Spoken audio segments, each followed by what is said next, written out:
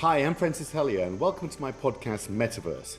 Dedicated to the emerging world of the metaverse, this podcast aims to demystify and unpack the possibilities of the digital future just dawning over the horizon. In each episode, I talk to leaders in this growing space who are forging this new reality. From innovators in AR and VR to futurists in crypto and space travel and forecasters in business and tech. Together we'll ask the question, what's next?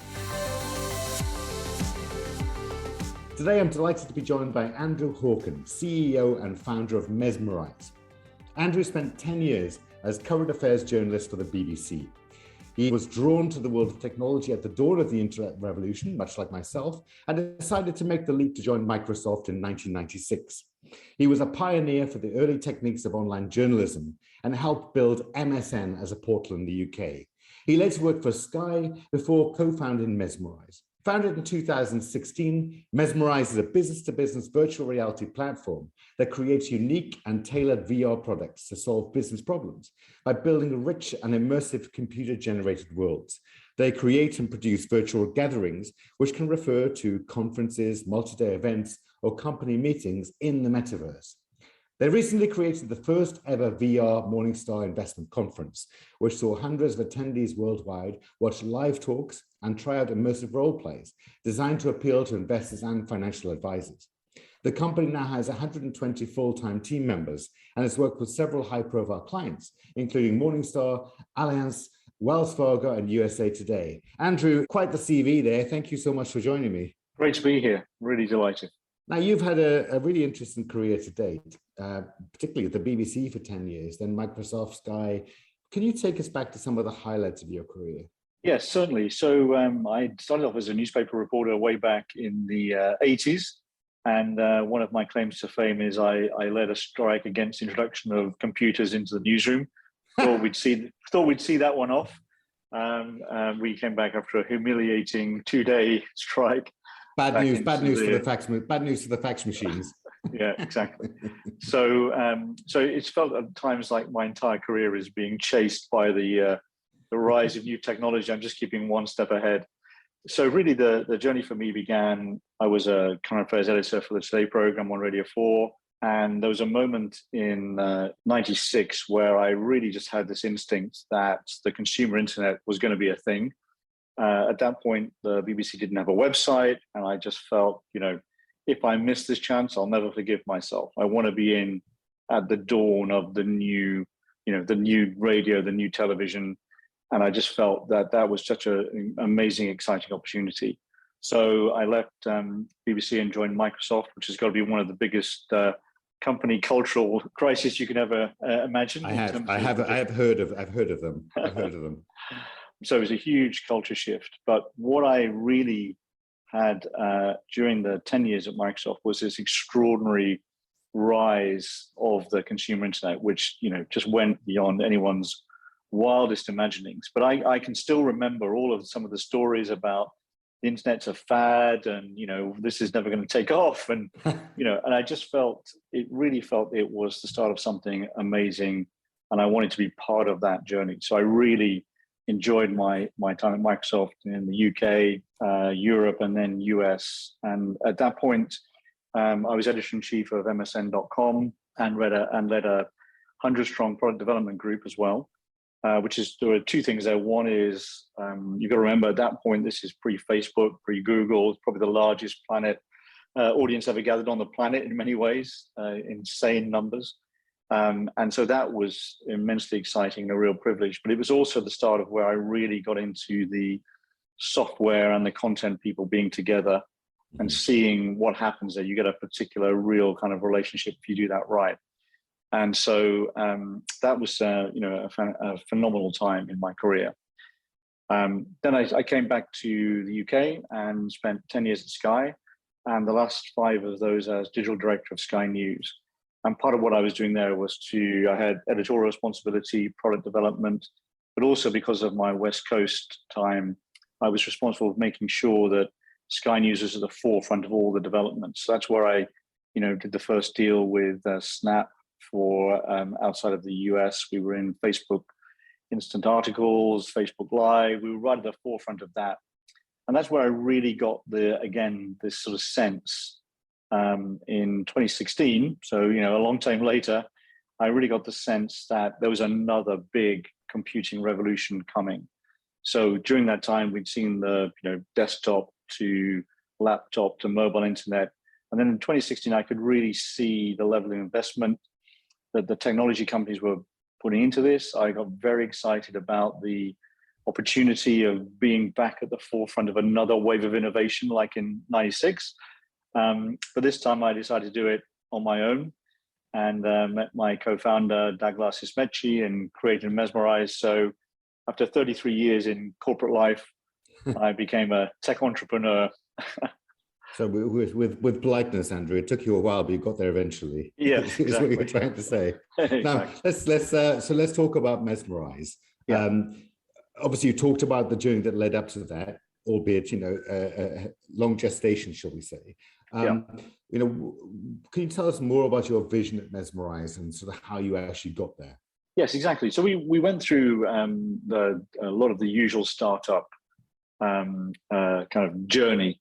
So what we've ended up doing is nowhere near where we started. We were going to do something very different. But as we got into this, we really locked on this idea around enterprises and business to business as our kind of core focus. And we went from small team, we grew and grew, and then there were a couple of really key moments I would really highlight, which I think brings out a number of themes that I've seen a lot in my career. So I think if you think about, if we were trying to do a VR experience or a demo for anyone in 2016, 2017, 2018, you would need a very powerful gaming laptop. We had one laptop that was so powerful, it had 2 power inputs, just to give you a sense of the scale of these laptops. You had an expensive headset, you had wires, you had sensors, and on the whole, I wouldn't even go and do a demo without a developer with me to troubleshoot. So it went from that. Really, one of the absolute key moments was the arrival of the Quest. So Facebook had bought Oculus, and then they really did a phenomenal job of really going through all of the trouble areas in how to achieve a VR experience, and came out with a portable, untethered headset that was, $299.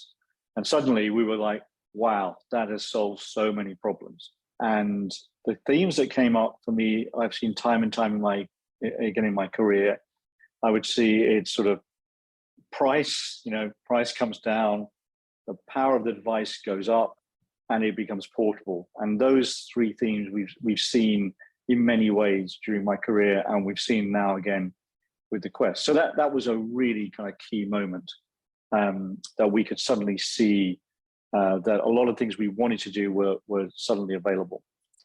Can you describe, for our listeners, what the difference is between, for example, being on a Zoom or Microsoft Teams conference call and what you're sort of proposing?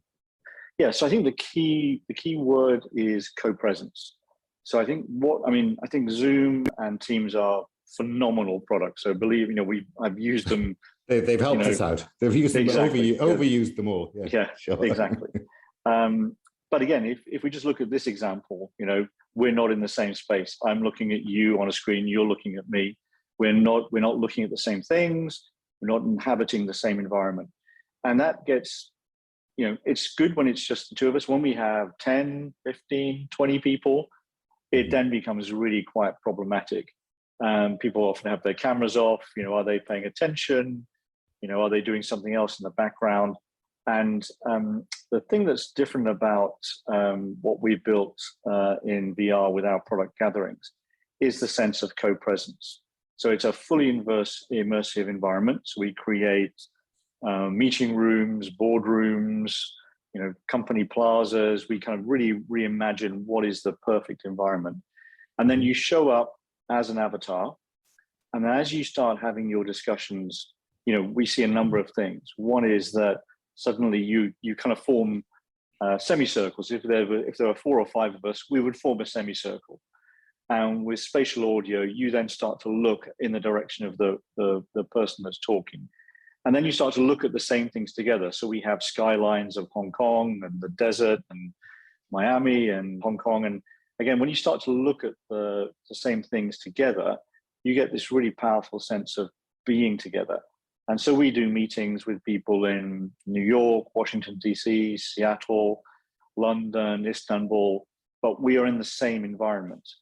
And that really, this sense of co-presence is a key thing in terms of feeling like you're together. I think one of the challenges, certainly with these online meetings, which I feel like you almost didn't get with conference calls, is the fact that the time zones make a huge difference. I think that there's definitely the idea of trying to be in the same place is fundamental to it. Now, let's move on to your VR Morningstar Investment Conference.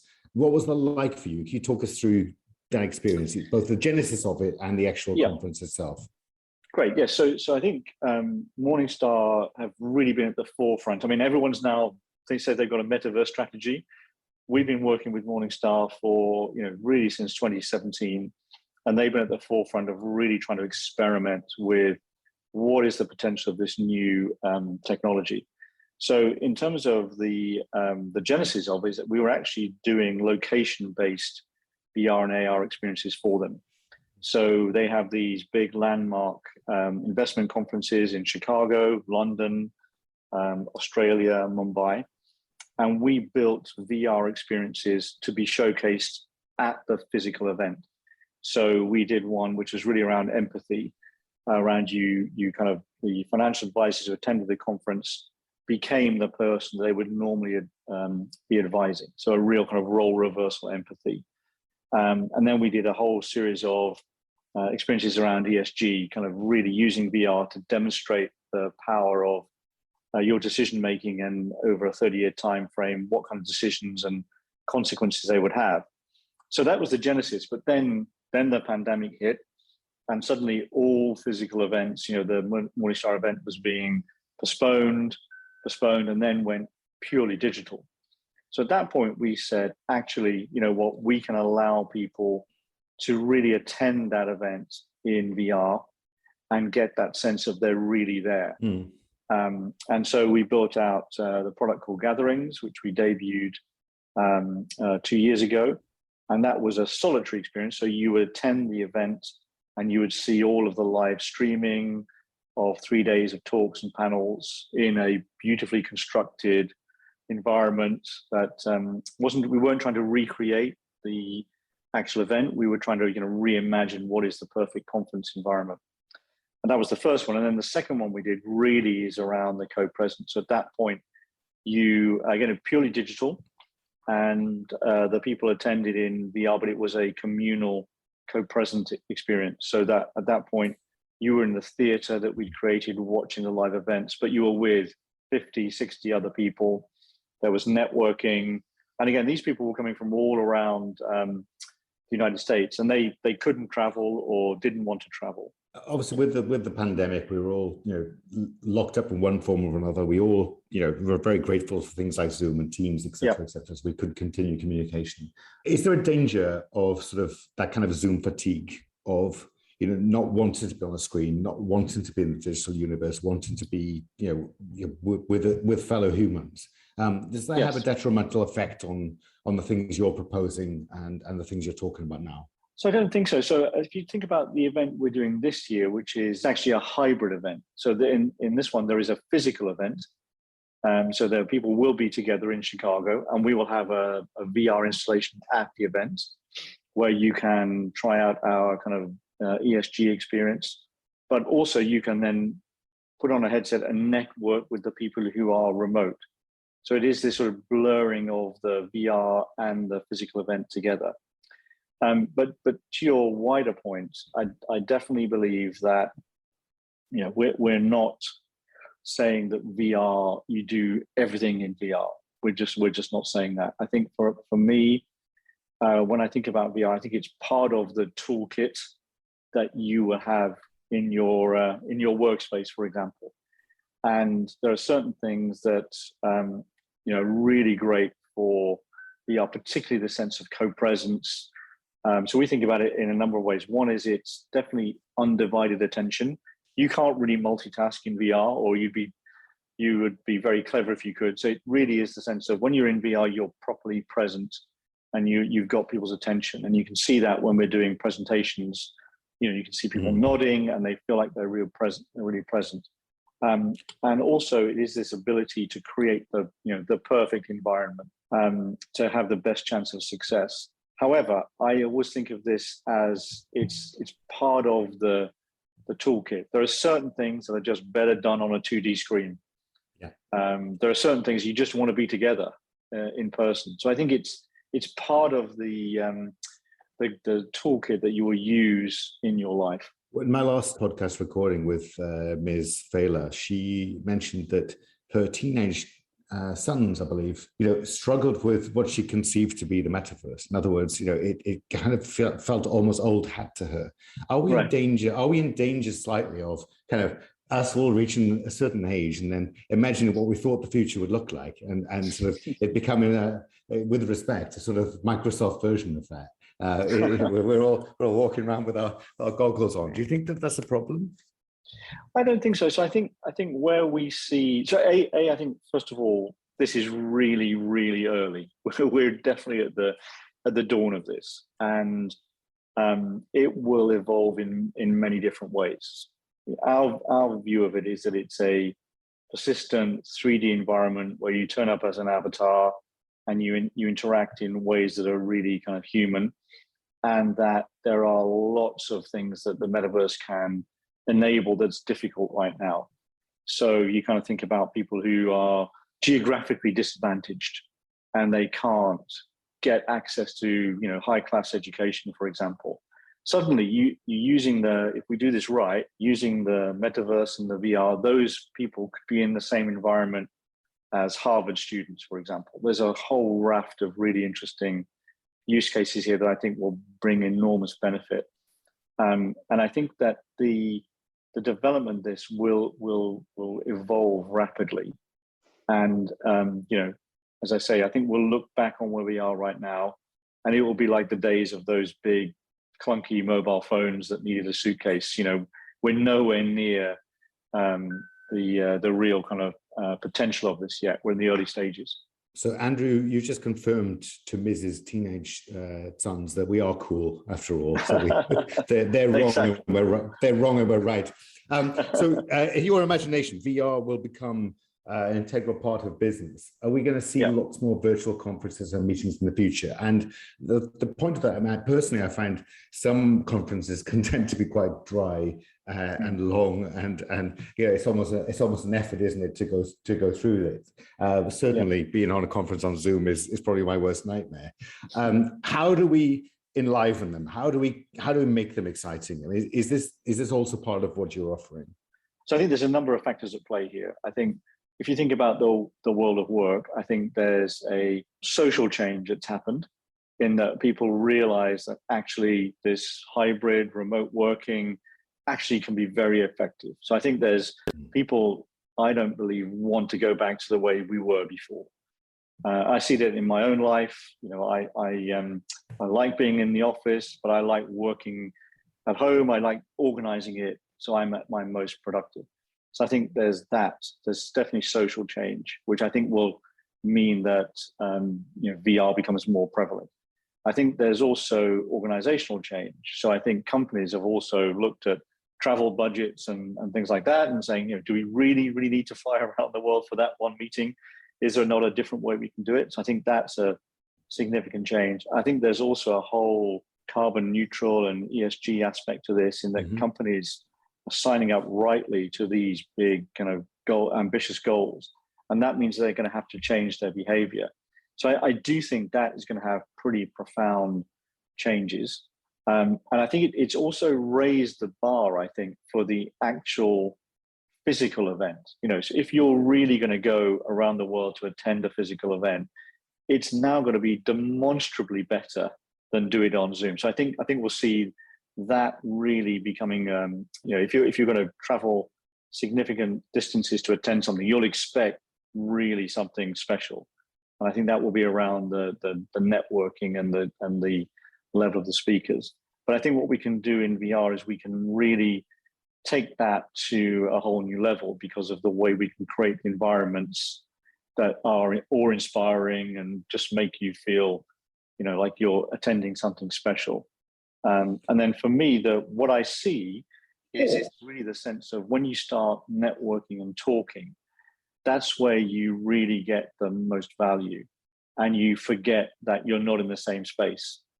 And I think that's incredibly powerful. So one of the things we're going to do at the Morningstar event coming up is that the speakers at the physical conference, some of them, will actually then, after they've done their keynote address, will go and put on the VR headset, and we'll then take questions from a VR audience live who are around the world. So yeah, it's a really exciting time. Yeah. Now, if our listeners they have businesses, they're looking for some advice in terms of establishing their brands in this new virtual world, what advice would you give them? So I think if you look at where we are right now, I think the fact that Facebook renamed themselves Meta, bet the whole company on it. We've seen Microsoft's acquisition of Activision. We know Apple are likely to bring in a VR kit. I think that I'm confident this is now really going to happen. So when I made that bet in 2016, it was around instinct, and there have been various points I've thought, have I got this right? So I think now I'm very confident this is going to be the next computing platform. I think will have very significant consequences for the way people run their companies, for the way people do work. So I think the right thing right now is to understand it's going to happen, and I think you can now start to get involved. And I think the part of what we're trying to do is be real kind of trusted guides in terms of, okay, we think about nothing else. This is all we think about. So we're across where the headsets are going, what's available in the technology. So I think right now it's time to get yourself educated on this.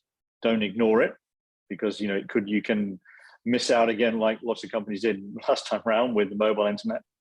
And then I would say actually starting small is really the way to go. What we see is it's one thing to talk about it.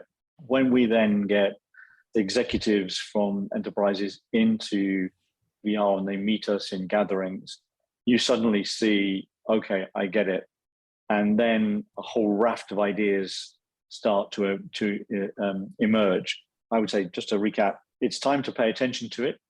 And I think it's time to start experimenting. Starting small is good, because you'll learn so much from those initial forays into it. And then that will really help you think about, what does it mean for my business in particular? I mean, there's some industries where it's easier to experiment, like fashion, for example. It's like give it a go, see how it lands. But I think going back to your initial point, back when the internet wasn't a thing, you said you like I were told it was a fad. It wouldn't last. Luckily, I believed it would. So that's good for me. But I think you're absolutely right. I think it's about people trying to conceive of this as a new phase of our online presence, of our lives, and seeing where it takes us. I think what's important though is that we all get the message out there about what examples are working. What companies are doing the right things. Are there any companies you've sort of seen online or in the metaverse that are excelling in this space other than your own? Yes, I think it's definitely early. I mean, I think there's a few things that are really clear.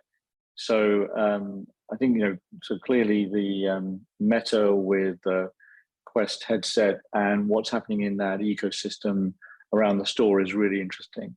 So I think gaming in VR is clearly a hit. And then I think there's some really interesting variants on that. So for example, fitness in VR again is really, really good, because when you start to, Beat Saber and Fitness XR, etc., you get into the physical motion of it, it becomes really kind of powerful. So I think that's one thing that is really a good example, and it also gives you indications of what the technology can do. The sense of you really are immersed, and you kind of forget that you're in VR. So when you take the headset off, it's a real shock. Mm-hmm. So I think there's that. I think we're also seeing pockets around training, again, I think are really good. I mean, I don't know if you saw Accenture bought 60,000 headsets. There's some real innovation going on in that area, particularly around onboarding and training, etc. But there's many other opportunities that I think will come. I think healthcare, mental health. There's a lot of really interesting work to be done there, and lots of interesting projects. Exciting stuff. Now, what's next for Mesmerise? So for us, it really is about taking our kind of core product, which is gatherings. So we are now very confident in what we've created there, and we are now selling, scaling it. That for us is a real important initial product.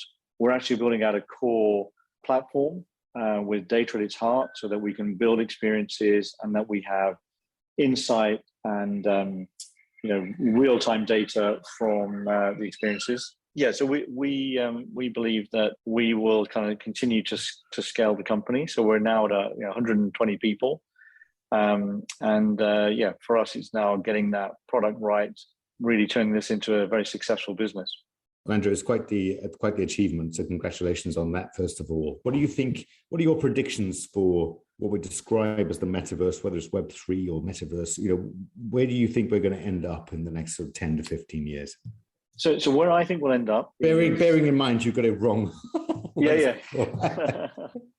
So I think where we'll end up is there will be. To me, the real metaverse is this sort of 3D environment.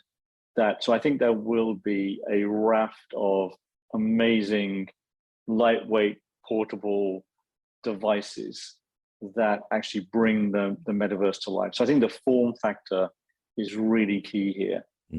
So where we are right now, if you in that journey, I was saying, 2016 to where we are now, it's transformed. You think about where it's going to be in 5 years when we've got some other players as well, like Apple.